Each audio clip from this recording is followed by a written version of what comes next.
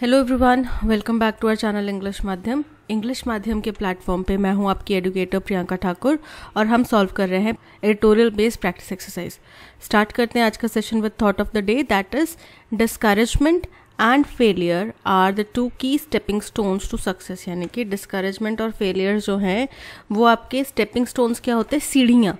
ठीक है, जैसे किसी ने आपकी तरफ पत्थर फेंके, अब या तो आप उन पत्थरों को देखते रहो और उनके प्रति रोते रहो और ये कहते रहो कि हाय मेरे को इतने पत्थर फेंक दिए, या फिर आप उन पत्थरों को अरेंज करो इस तरीके से कि वो आपके लिए सीढ़ी बन जाएं और आप आगे निकल पाए।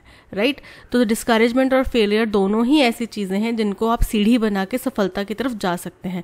डिस्करेजमेंट से क्या हुआ, जब दूसरे कड़वी बातें बोलते हैं तब बड़ी एनर्जी होती है, लेकिन उस एनर्जी को वेस्ट नहीं करना है दूसरों को जवाब देने में। उस एनर्जी को यूटिलाइज करना है, चैनलाइज करना है। आपके जो भी एनर्जी उस टाइम पे आ रही है ना, उसको चैनलाइज करो सही दिशा में। सही दिशा होगी पढ़ाई की दिशा में, कि तुम बोलते रहो, मैं तुम्हें करके दिखाऊंगा साबित।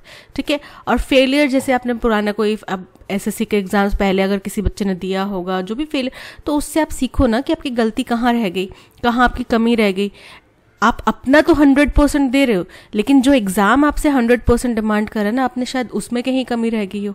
ठीक है, तो क्या आपने वो 100% दिया जो वो एग्जाम डिमांड कर रहा है, उस चीज़ को फुलफिल करो। ठीक है, तो ये दोनों ही चीज़ें जो है आपकी सफलता की सीढ़ियाँ बन सकती हैं। चलिए स्टार्ट करते हैं reading comprehension and practice exercise for SSC CGL 2024। According to the International Energy Agency के अनुसार, अकॉर्डिंग मतलब अनुसार, coal power plants produce a fifth of global greenhouse gas emission. अब ग्रीन हाउस गैसेस क्या होती हैं, वो गैसेस जो हमारे एटमॉस्फेयर के अंदर फंस के रह जाती हैं, हमारी धरती से जनरेट होती हैं और एटमॉस्फेयर के अंदर फंस जाती हैं। एटमॉस्फेयर क्या है, एक परत है, ये हमारा ग्लोब है, इसके चारों तरफ एटमॉस्फेयर की परत है, इसके अंदर फंस के रह जाती हैं और बाहर नहीं निकल पाती, और फिर वो क्या करती हैं, धरती का तापमान बढ़ाती हैं। और धरती का तापमान बढ़ने से क्या होगा, जो हमारे ग्लेशियर्स हैं वो पिघलेंगे। ठीक है, ज़्यादा गर्मी होएगी तो हम लोगों को और ज़्यादा एसीज वगैरह चलाने की ज़रूरत पड़ेगी। हमारे कई सारे प्राणी हैं जो इतने गर्म इलाकों में नहीं रह सकते, सर्वाइव नहीं कर सकते, वो मर जाएंगे।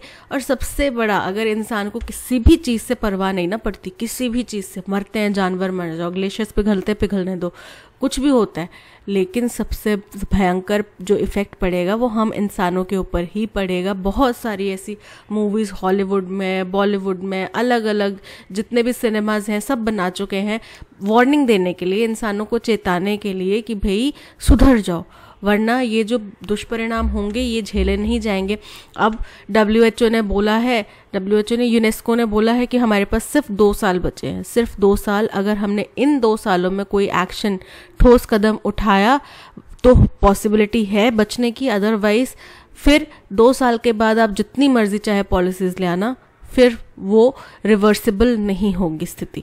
ठीक है, तो वही चीज़ यहाँ पे बोल रहे हैं कि कोल पावर प्लांट्स जो हैं वो 5th global green house emission करते हैं। यानी कि और भी बहुत सारी चीज़ों से ग्रीन हाउस गैसेस एमिट होती हैं, लेकिन कोल पावर प्लांट से 5वें नंबर की, यानी कि सबसे ज़्यादा इससे ग्रीन हाउस गैसेस एमिट होती हैं, more than any other single source. और दूसरे किसी भी एक सोर्स से इतनी ज़्यादा एनर्जी नहीं, ग्रीन हाउस गैसेस नहीं एमिट होती।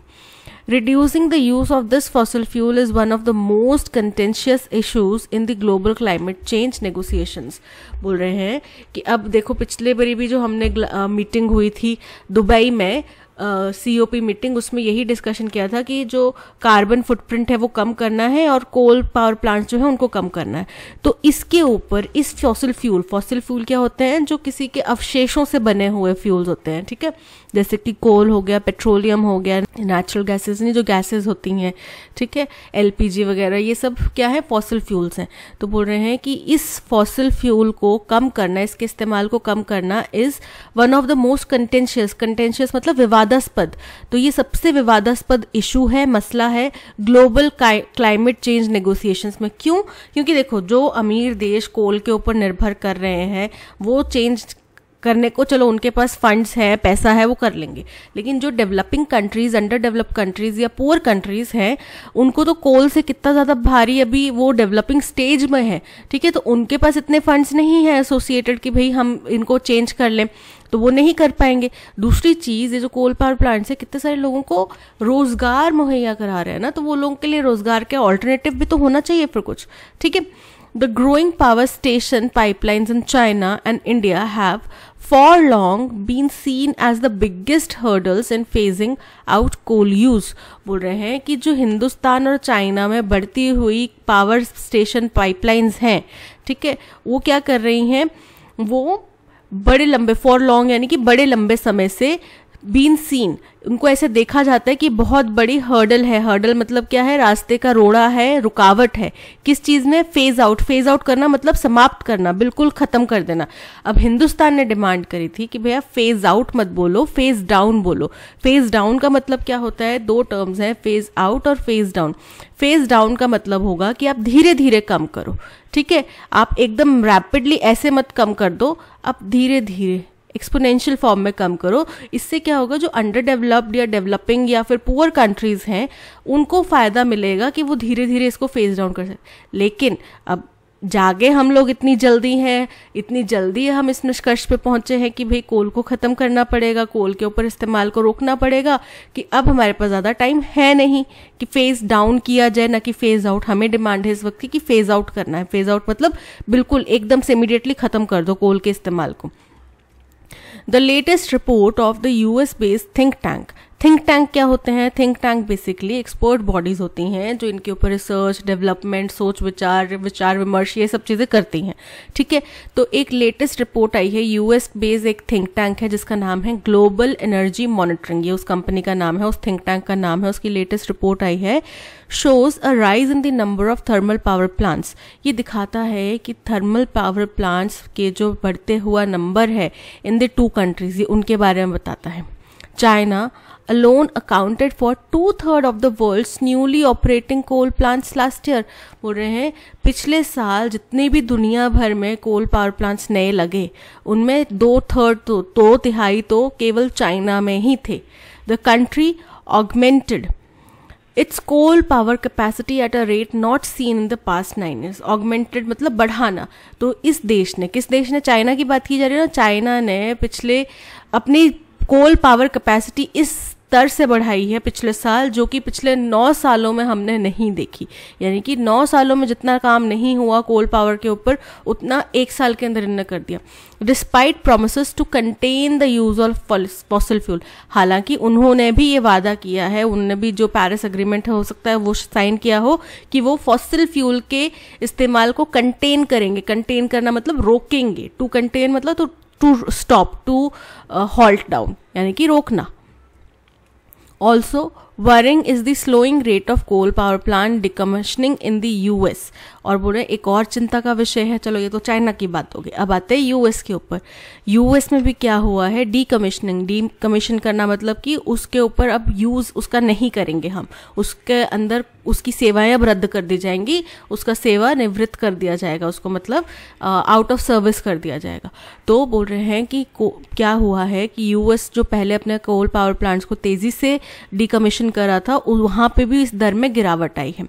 At 9.7 gigawatt, the country contributed nearly half of the capacity retired in 2023।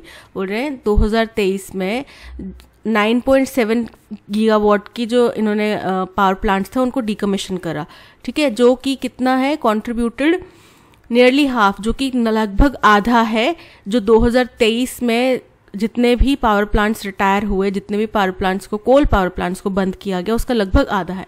But this was a drop from the 14.7 gigawatt decommission last year.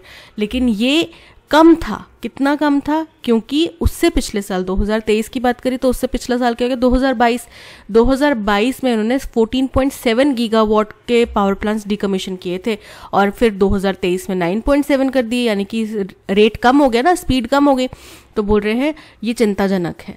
All this means that the coal fired power capacity grew 2% last year. इसका सीधा साधा मतलब ये है कि कोल से संचालित, कोल fired power capacity मतलब कोल से चलने वाली पावर कैपेसिटी जो है वो 2% पिछले साल ग्रो करी है, 2% उसमें इजाफा हुआ है। The highest annual increase since 2016, जो कि 2016 के बाद से सालाना जितनी वृद्धि हुई है उसमें सबसे ज़्यादा है। पिछले साल जो 2% इंक्रीज हुआ ना, वो सबसे ज़्यादा है 2016 के बाद से।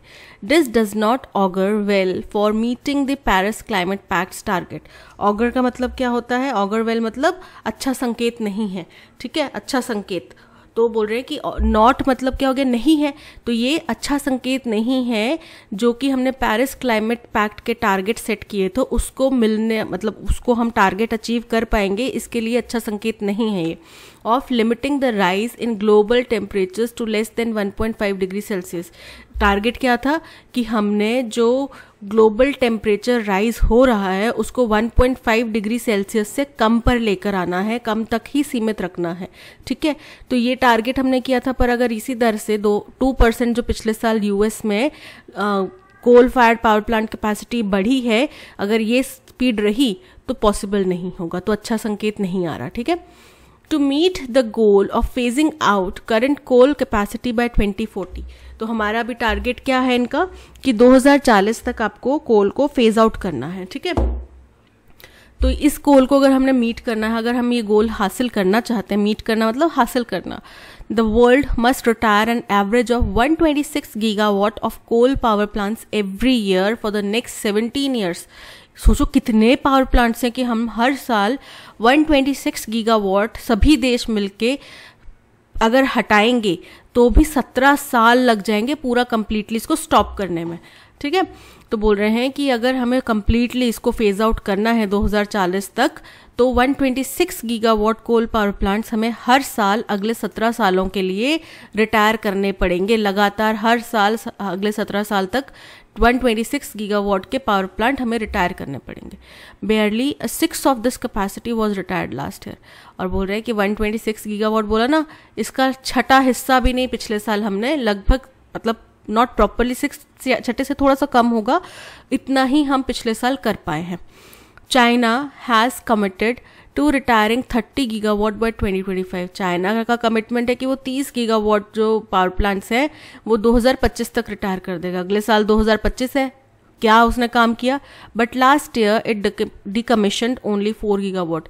कहाँ 30 गीगावाट एक साल के अंदर वो कर लेगा? बाकी 26 गीगावाट नहीं कर पाएगा ना। तो हम फिर क्या करेंगे? हम अपने टारगेट्स को मिस करेंगे और फिर बोलेंगे जी हमें एक्सटेंशन दे दो, हमें एक्सटेंशन दे दो।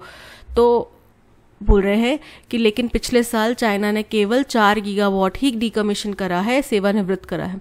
The US too has much work to do. US को भी बहुत सारा काम करने की जरूरत है। The country plans to retire 5 gigawatt this year. इस देश का किस द कंट्री बोला? द मतलब स्पेसिफिक कंट्री जिसकी पहले चर्चा है। अब पहले आप बोलोगे कि चाइना की भी चर्चा, लेकिन इससे जस्ट इमीडिएट पहले यूएस की चर्चा हुई है ना। तो the country plans to retire 5 gigawatt this year. 5 gigawatt इन्होंने इस साल रिटायर करना है। द लोवेस्ट सिंस 2008, यानी कि ये 2008 से इनका अब तक का सबसे लोएस्ट प्लान है कि हमने इतना करना है, यानी कि इससे पहले वो ज़्यादा ही करते थे, ये सबसे कम रखा है इन्होंने। However, experts believe that competitive natural gas prices and expanding renewable generation capacity will lead to an appreciable reduction in coal installations in the next 2 years. फिर भी हालांकि जो experts हैं वो ये मानते हैं कि क्योंकि natural gas के prices काफ़ी competitive हो गए हैं, ठीक है, और साथ ही साथ जो हम लोग अभी रिन्यूएबल एनर्जी कैपेसिटी जनरेशन जो है उसको एक्सपैंड कर रहे हैं, जैसे हिंदुस्तान में भी सोलर पैनल्स लगाने के लिए सब्सिडीज़ वगैरह दी जा रही हैं और कंपनीज़ को इनकरेज किया जा रहा है कि वो विंड मिल्स वगैरह लगाएं, ठीक है, जो एनर्जी बेस्ड कंपनीज़ हैं उनको इनकरेज किया जा रहा है। तो इस तरीके के जो प्रोत्साहन मिल रहे हैं, इससे क्या होगा? बहुत एप्रिशिएबल मतलब काफ़ी मात्रा में कोल इंस्टॉलेशंस अगले 2 साल में कम हो जाएंगे, यानी कि अगले 2 साल में न्यू कोल इंस्टॉलेशंस बहुत कम हो जाएंगे। The US Energy Information Administration estimates a 10% reduction in coal use by 2025। तो वहीं यूएस का एक एनर्जी इंफॉर्मेशन एडमिनिस्ट्रेशन है, ठीक है, जैसे कि हिंदुस्तान में बहुत अलग अलग संस्थाएं होती हैं, वैसे ही वहाँ की एक संस्था है जो कि अंदाज़ा लगाती है कि हम 2025 तक 10% कोल यूज जो है रिड्यूस कर देंगे। हम मतलब हम हिंदुस्तानी नहीं, यूएस वाले।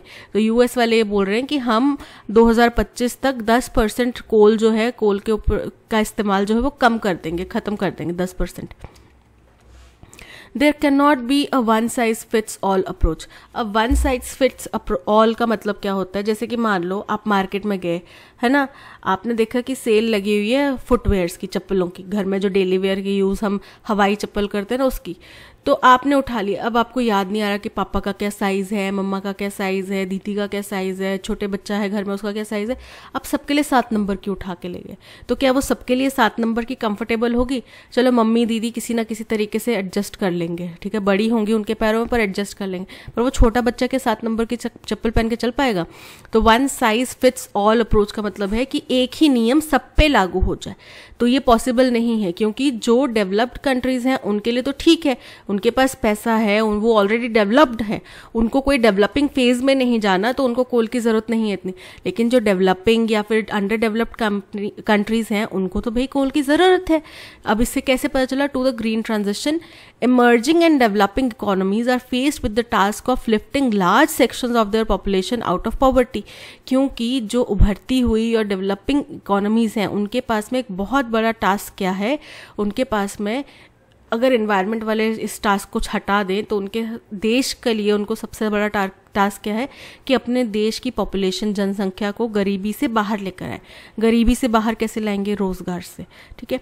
सम of them like India have made appreciable strides in installing renewable energy. उनमें से कुछ जैसे कि इंडिया, इन्होंने काफ़ी अप्रिशिएबल मतलब सराहनीय काम किया है, सराहनीय कदम उठाए हैं किसमें? रिन्यूएबल एनर्जी को इंस्टॉल करने में। However the growth of green energy hasn't kept pace with the rise in demand for electricity.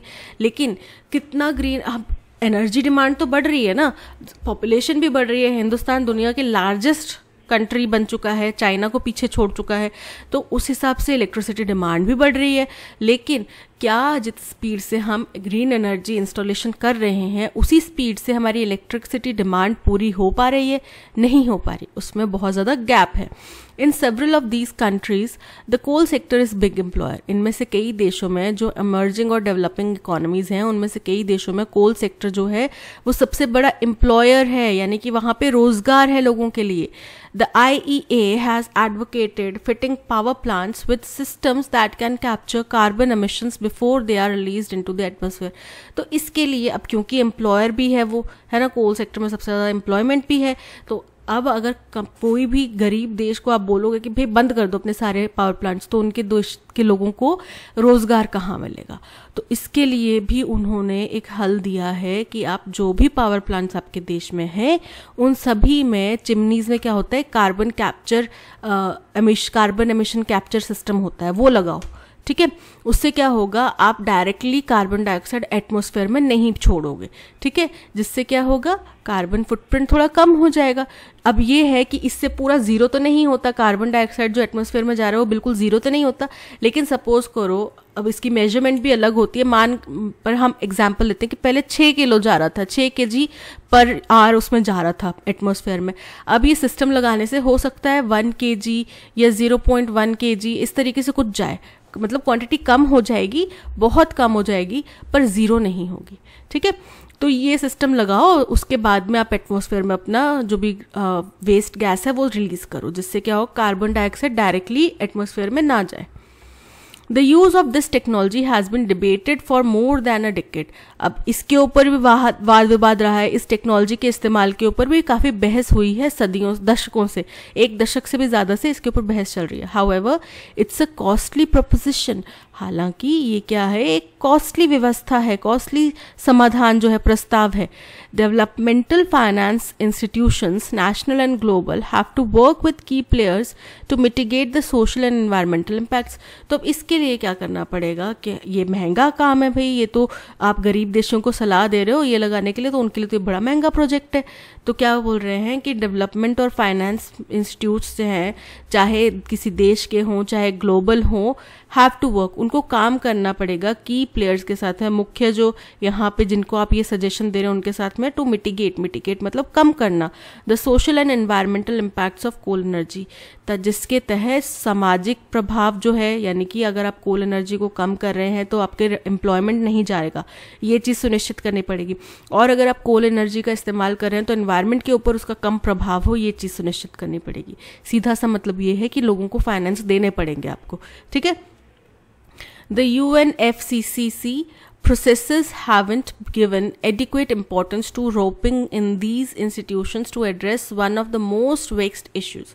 तो बोल रहे हैं कि UNFCCC जो है उसकी जो प्रोसेसेस हैं उन्होंने ज़्यादा महत्व नहीं दिया किस चीज़ को, रोप इन मतलब शामिल करना, इन संस्थाओं को शामिल करना जिनके ज़रिए इस मसले से एड्रेस किया जा सके, इस मसले को जूझा जा सके, निपटा जा सके, जो कि one of the most vexed issue, vexed मतलब कठिन, बहुत कठिन इशू है, बहुत कठिन मसला है क्लाइमेट चेंज का से जुड़ा हुआ, ठीक है। क्या है क्लाइमेट से चेंज से जुड़ा हुआ सबसे कठिन मसला?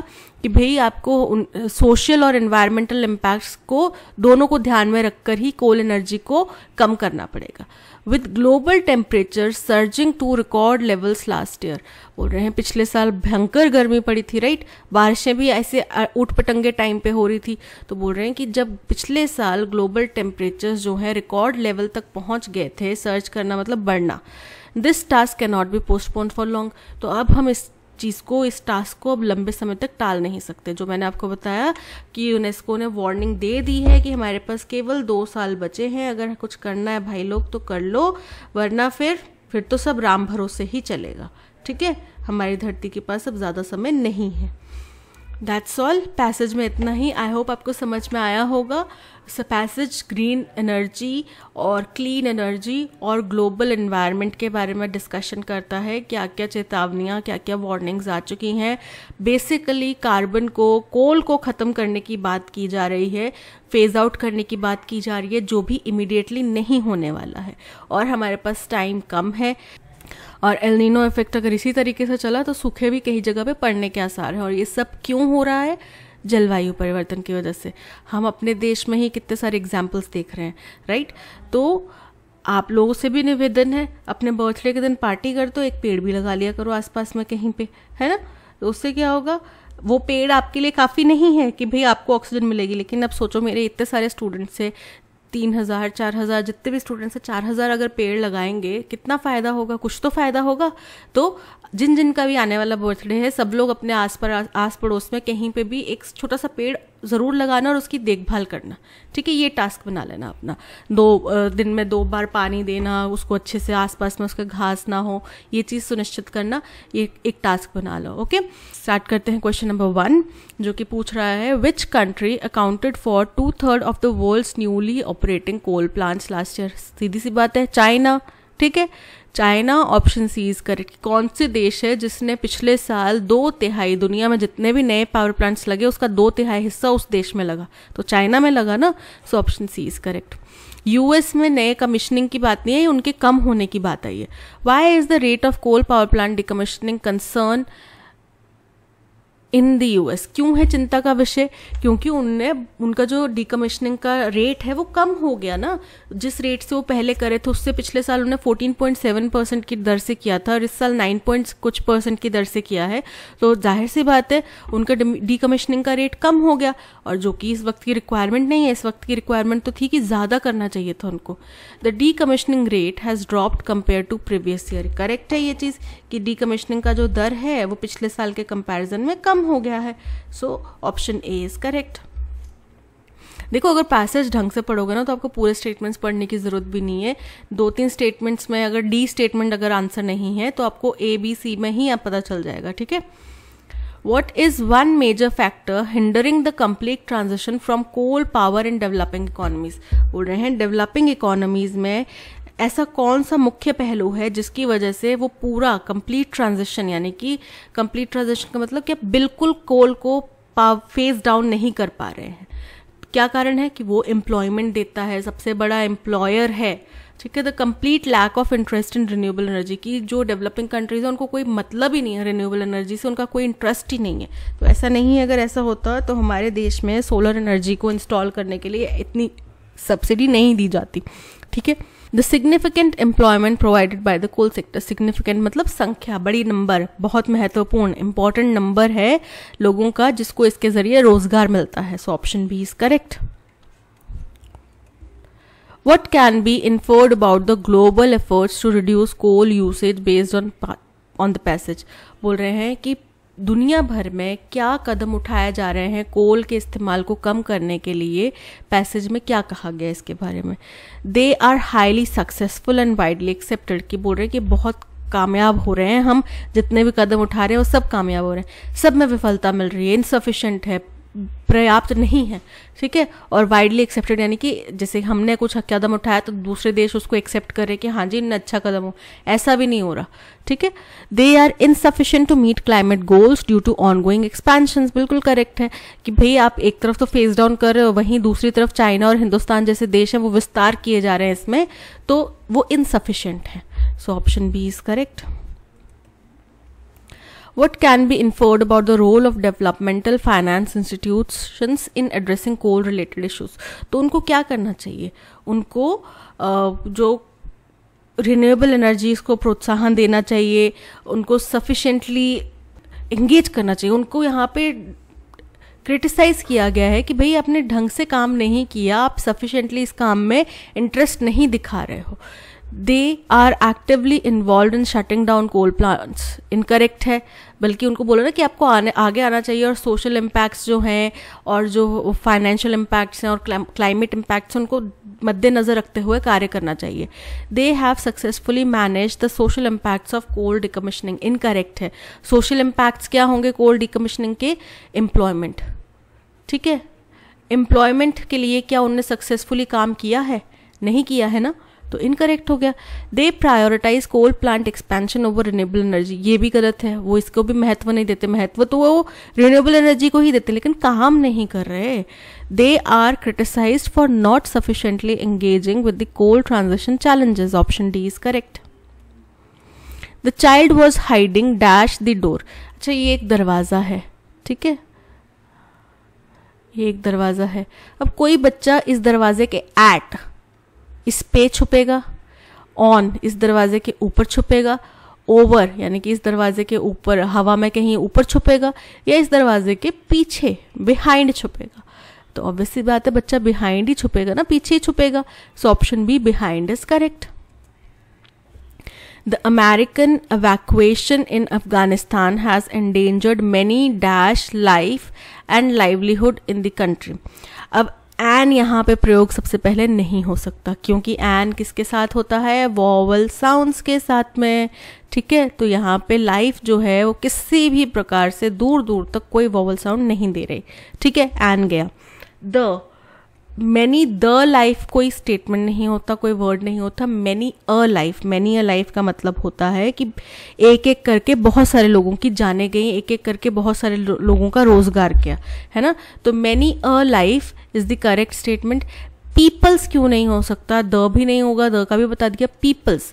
अब बोलोगे कि मैम पीपल जो है वो तो अपने आप में ही बहुत बड़ी संख्या है, पीपल्स तो होता ही नहीं वर्ड, पीपल्स इसका प्लूरल होता है, लेकिन पीपल्स प्रयोग किया जाता है जब आप कुछ एथनिक ग्रुप्स के बीच में डिफ्रेंशिएट करना चाहते हो। जैसे कि फॉर एग्जाम्पल अगर आप बोल रहे हैं the Israeli and Palestinian peoples, तो आप क्या बोलना चाह रहे हो कि दोनों तरफ के लोग बता रहे हो ना आप, तो इजराइल के लोग, Israeli people and Palestinian people, तब आप बोलोगे इजरायली एंड पैलेस्टीनियन पीपल्स, दोनों को एक ही जगह पे आपने कंबाइन कर दिया, ठीक है। तो वो तब वहां पे इस्तेमाल होता है पीपल्स का। तो यहाँ पे पीपल्स का इस्तेमाल भी गलत है क्योंकि हम तो केवल अफगानिस्तानी लोगों के बारे में बात कर रहे हैं, ठीक है। तो मैनी अ लाइफ इसका मतलब होता है एक एक करके बहुत सारे लोगों की जाने चले गई और एक एक करके बहुत सारे जो लोगों का रोजगार चला गया। सो ऑप्शन ए इज करेक्ट।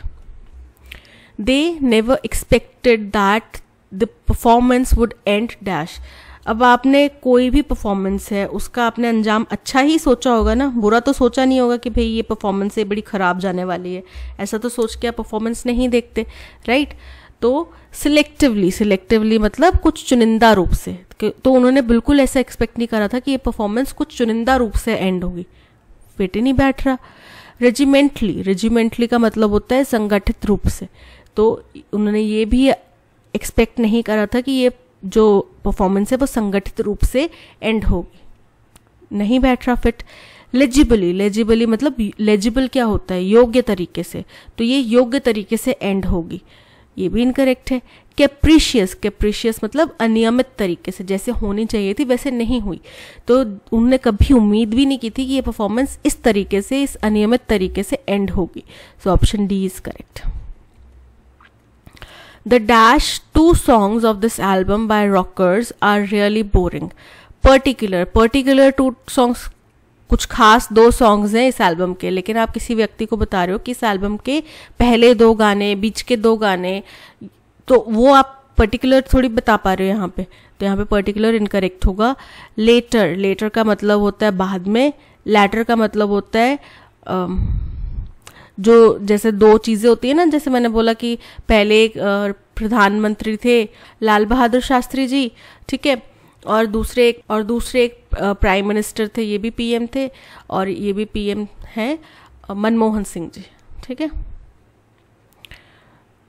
अब मैं एक स्टेटमेंट में इन दोनों का नाम ले रही हूँ। Are prime ministers Lal Bahadur Shastri and Manmohan Singh were very kind and gentle people, they spoke less, they were very shy kind of people, ऐसे हम कुछ बोलना चाह रही हूँ। फिर उसके बाद मैं बता रही हूँ द लैटर का मतलब क्या होता है, जो बाद में जिनका नाम लिखा गया, तो बाद वाले ने लगातार 2 टर्म संभाली हैं, ये मैं बताना चाह रही हूँ। And the former died in a foreign trip, तो ये मैं उनके बारे में बताना चाह रही हूँ। जब मैं 2 में से किसी पिछले वाले के बारे में बात कर रही हूँ तो उसको बोला जाता है लैटर, तो ये वो लैटर हो गया।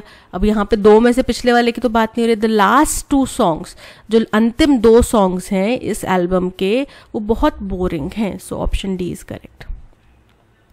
Of all the employees Shawn was dash bothered about promotions and appraisals.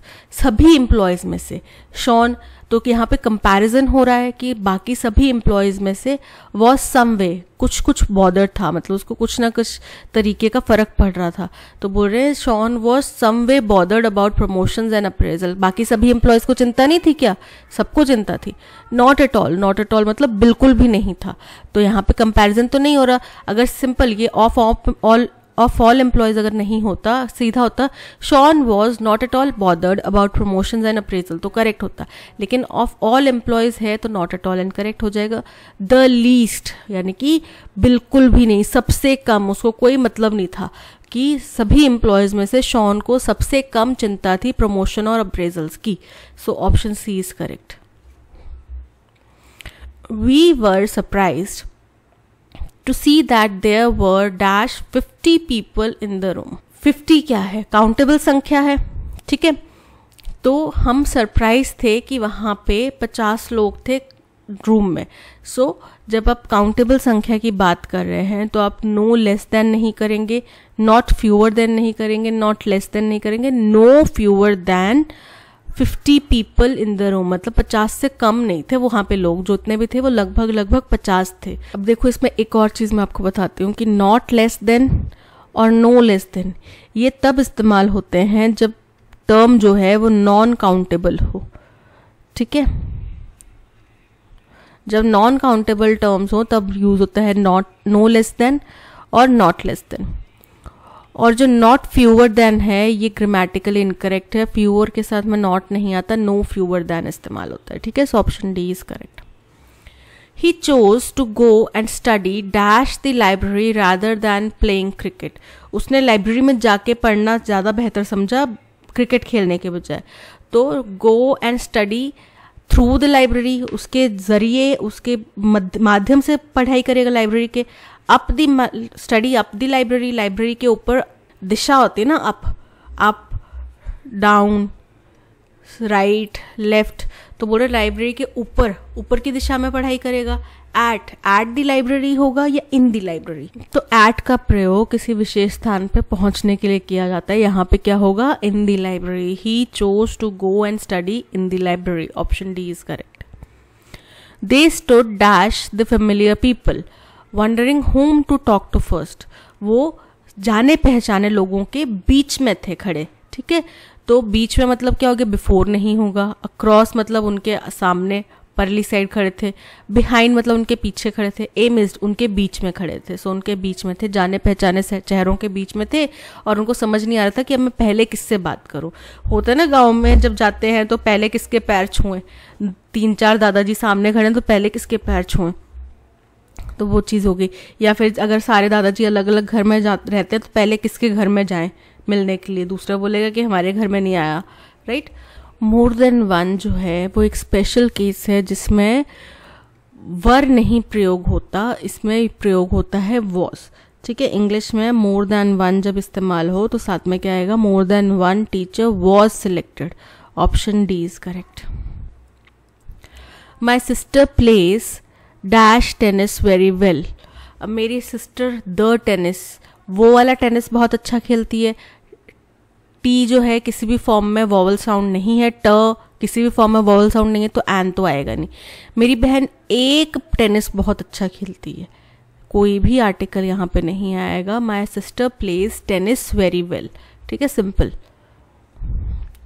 A sound body and sound mind makes one happy and cheerful. Sound body मतलब हेल्दी बॉडी, साउंड माइंड मतलब healthy mind, जिसमें कोई तनाव, depression, tension कुछ नहीं है, stress, anxiety कुछ नहीं है, और एक बॉडी जो बिल्कुल परफेक्टली फिट है, सारे पुर्जे जो है वो सही से काम कर रहे हैं, अंग अंदर के सारे सही से काम कर रहे हैं, सर दुख नहीं रहा, दिल खराब नहीं हो रहा, कोई जोड़ अकड़ नहीं रहा, तो वो हो गया साउंड बॉडी। तो sound body and sound mind makes one happy. एक तो कोई भी बंदा जिसकी शरीर पूरा हिष्ट पुष्ट होगा, दिमाग में कोई टेंशन नहीं होगी, तो वो जाहिर सी बात है खुश होगा, चेयरफुल होगा। लेके देखो एक चीज़ की टेंशन, ऐसी हवाइयाँ उड़ती है ना चेहरे की, पूछो नहीं। People having good health are highly ambitious. जिनकी सेहत अच्छी होती है वो बड़े मेहनती होते हैं, उनके एम्बिशंस, उनके लक्ष्य बड़े बड़े होते हैं, ठीक है, बहुत लक्ष्य के प्रति जागरूक रहते हैं। A man becomes intelligent, powerful and genius. कोई व्यक्ति जो है वो इंटेलिजेंट बन सकता है, पावरफुल बन सकता है और जीनियस बन सकता है। कैसे? Healthy mind, healthy body. Health is the root of prosperity and success. सेहत जो है वो एक रास्ता है प्रॉस्पेरिटी यानी कि समृद्धि और सफलता के प्रति। तो आप लोग भी अभी ये सेशन खत्म होने के बाद में उठो और दंड बैठक करो, रनिंग कर आओ, वॉक कर आओ, एक्सरसाइज करो, जो भी करना है करो। Healthy mind lives in a healthy body. पहले बॉडी हेल्दी करो, माइंड के लिए मेडिटेशन करो, ज़रूर हेल्दी हो जाओगे, ठीक है। और जितना ज़्यादा बॉडी और माइंड हेल्दी रहेगा उतना ज़्यादा आप अच्छे से पढ़ाई कर पाओगे। ओके, सारी चीज़ें इंटरलिंक्ड हैं। बैठे बैठे काउच पोटैटोज नहीं बनना है। काउच पोटैटोज क्या होते हैं? जो बैठे रहते हैं सारा दिन, काम करते रहते हैं, बस हिलते नहीं हैं, ठीक है, तो वो नहीं बनना है। अब देखो, सबसे पहला हम बात कर रहे हैं सेहत की। सेहत का इंट्रोडक्शन किया गया health. Health is the root to prosperity and success की। सेहत जो है वो रास्ता है सफलता का और समृद्धि का। ये हमारा होगा फर्स्ट स्टेटमेंट, ठीक है। इसके बाद में आता है कि कोई भी व्यक्ति जो है सेहत के जरिए इंटेलिजेंट और पावरफुल और जीनियस बन सकता है। कैसे बन सकता है? पीपल जिनकी अच्छी सेहत हो वो बहुत एम्बिशियस होते हैं, और ये कहा जाता है कि एक साउंड बॉडी और साउंड माइंड जो है वो व्यक्ति को हैप्पी और चेयरफुल बनाता है। तो ए हो गया हमारा फोर्थ। तो हमारा अरेंजमेंट क्या बन रहा है? DCBA। DCBA, option D is correct. They dash for kittens to go to good homes. तो वो चाहते हैं ना कि किटन्स जो है अच्छे घरों में जाएं। परसुएड मतलब किसी को मनाना, ठीक है, तो वो मना नहीं रहे किटन्स को कि वो अच्छे घरों में जाए। अलाउड, उनने परमिशन दी, तो किटन्स को आप परमिशन दोगे। किटन्स क्या होते हैं? बिल्ली के बच्चे, उनको आप परमिशन दोगे। अरेंज मतलब व्यवस्था करना, तो उन्होंने कुछ ऐसी व्यवस्था करी कि बच्चे जो हैं, बिल्ली के बच्चे जो हैं वो अच्छे घरों में जाएं, अच्छे घर उनको अडॉप्ट करें। हिंदुस्तान में इतना इसका प्रचलन नहीं है, लेकिन बाहर के देशों में शेल्टर होम्स बनाए जाते हैं, रेस्क्यू होम्स बनाए जाते हैं जानवरों के लिए, और फिर वहाँ से उनको कोई भी अडॉप्ट कर सकता है जिस भी फैमिली को रिक्वायरमेंट हो, ठीक है। और वहाँ पे जानवर को खरीदा नहीं जाता, हम कुत्ता खरीद के लाए हैं ऐसा नहीं बोला जाता, बोलते हैं we have adopted a dog, यानी कि हमने उसको गोद लिया है, तो इसलिए वो उसको जानवर की तरह ट्रीट नहीं करते, वो उसको अपने घर के सदस्य की तरह ट्रीट करते हैं। अपील्ड का मतलब निवेदन करना, तो यहाँ पे अपील भी नहीं करी, उनने व्यवस्था करी। Option C is correct. Manya wrote her essay so well that her school teacher was pleased and happy dash her। तो उसकी स्कूल टीचर उससे प्रोत्साहित हुई होगी ना, उससे खुश होगी, तो pleased with her। उससे प्रोत्साहित हुई, यानी कि उसको pleased with her, option A is correct. At her, उस पे नहीं होगी, उसकी दिशा में खुश होगी। टू भी यहाँ पे इनकरेक्ट है और इन भी यहाँ पे इनकरेक्ट है। Her mother instructed her not to stop anywhere and return as dash as possible. तो जितना तेजी से हो सके या जितना जल्दी हो सके आप उतना जल्दी आ जाओ। एज हरिड, हरिडली होता तो करेक्ट होता। हरिड मतलब तेजी से, लेकिन यहाँ पे ग्रामेटिकली इनकरेक्ट है। हरिडली होता है, एज हरिडली एज पॉसिबल तो करेक्ट था। स्विफ्टली एज पॉसिबल करेक्ट था। फास्ट का फास्टली नहीं होगा, as fast as possible. So option D is correct, as fast as possible. Although there was a lot of time left, the play finished dash। हालांकि बहुत समय बचा हुआ था, पर जो प्ले है वो too quickly finish हो गया। much quickly, too quick, too quickly। Option C is correct. She dashed him to visit the exhibition before it ended। उसने उनसे किसी व्यक्ति को कहा होगा ना, she told him मतलब कहना। She arranged him, उसको अरेंज नहीं किया, उसके लिए अरेंजमेंट किया होता तो अरेंज्ड फॉर हिम होता तो करेक्ट हो जाता। अग्रीड, शी अग्रीड हिम, उसने उसको हामी भरी, उसको सहमत किया, तो उससे सहमति जताई। अग्रीड हिम इनकरेक्ट है। डिसाइडेड हिम, तो आपने किसी के लिए डिसाइड थोड़ी किया है, आपने उनको बोला होगा। So option A told him is correct.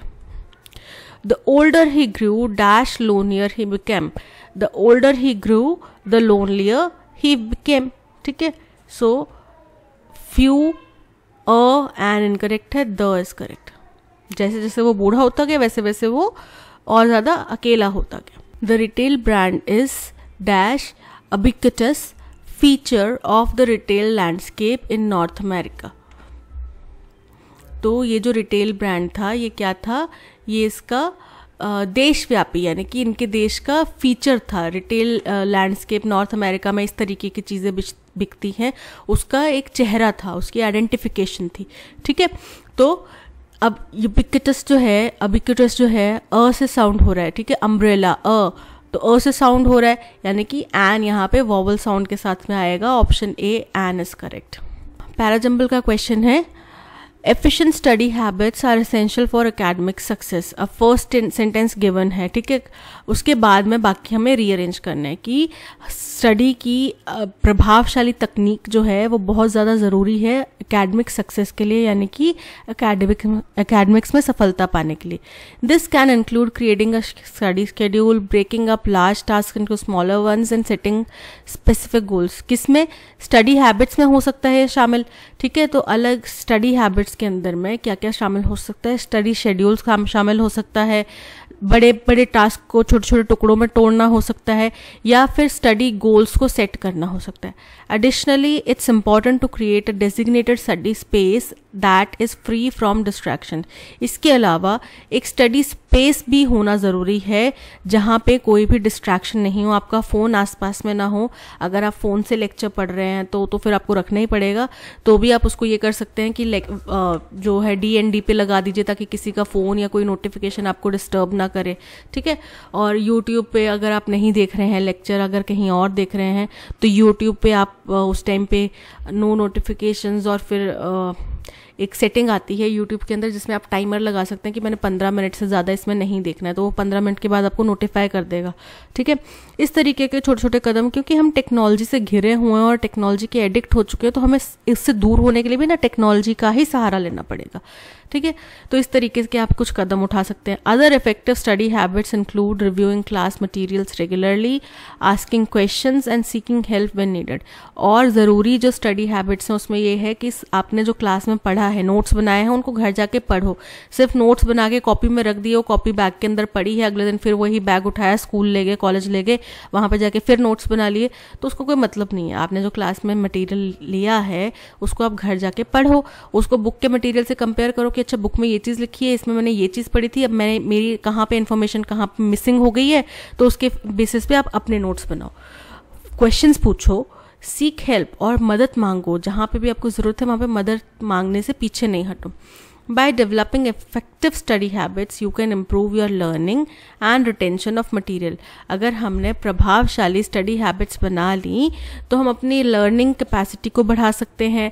Retention, अब याद तो आप कर लेते हो, लेकिन जिस टाइम पे आपको ज़रूरत है उस टाइम पे आपको याद आएगा, उसको बोलते थे रिकॉल पावर. रिटेंशन मतलब जो आपने याद किया है वो आपके दिमाग में रहेगा, जब तक आपका पेपर नहीं हो जाता तब तक आपके दिमाग में रहेगा.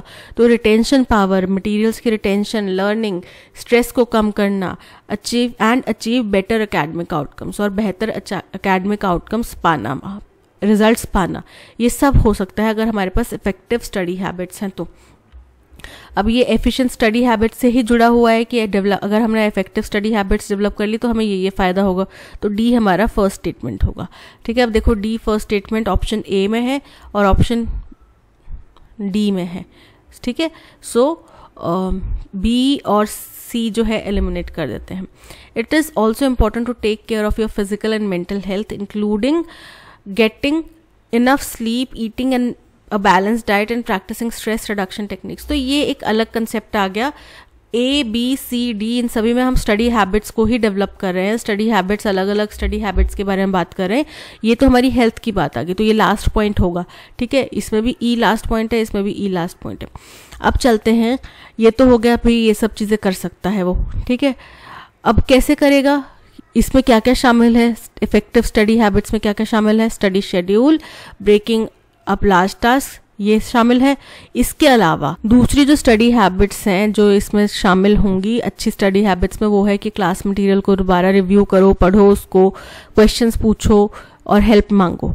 ये हो गया थर्ड पॉइंट. इसके अलावा हम एक डेजिग्नेटेड स्टडी स्पेस भी अपने घर में बना सकते हैं जहाँ पे हम केवल पढ़ेंगे और जब पढ़ेंगे वहीं पढ़ेंगे. इससे क्या होगा, उस जगह पे आप पहुंचेंगे ना तो आपके माइंड को पता होगा कि आपने पढ़ाई करने आए हो, तो वो अलर्ट हो जाएगा, वो सोएगा नहीं, वो डिस्ट्रैक्शन से दूर हो जाएगा. ठीक है, तो D A C B E option A is correct. Mrs Kashish is a good writer as she writes with dash. अब वो अच्छी राइटर हैं क्योंकि वो कॉन्फिडेंस के साथ लिखते हैं. कॉन्फिडेंस मतलब आत्मविश्वास. ब्रैशनेस के साथ लिखती हैं. ब्रैशनेस मतलब अशिष्टता, यानी कि ऐसे ही शालीन वे में नहीं लिखती, गालियाँ बकते हुए लिखती हैं. गॉर्डिनेस का मतलब होता है भड़कीलापन, और ऑस्टेंटेशन इसका मतलब होता है दिखावा. तो वो कॉन्फिडेंस के साथ लिखती हैं, तभी वो अच्छी राइटर है ना. बाकी तीनों तो नेगेटिव एस्पेक्ट्स हैं. So option A confidence is correct. That's all. आज के सेशन में इतना ही. Thank you so much for watching. अगर कंटेंट पसंद आया हो तो लाइक, शेयर और सब्सक्राइब ज़रूर कीजिएगा. मिलते हैं नेक्स्ट सेशन में. Till then keep learning and keep practising. Bye bye.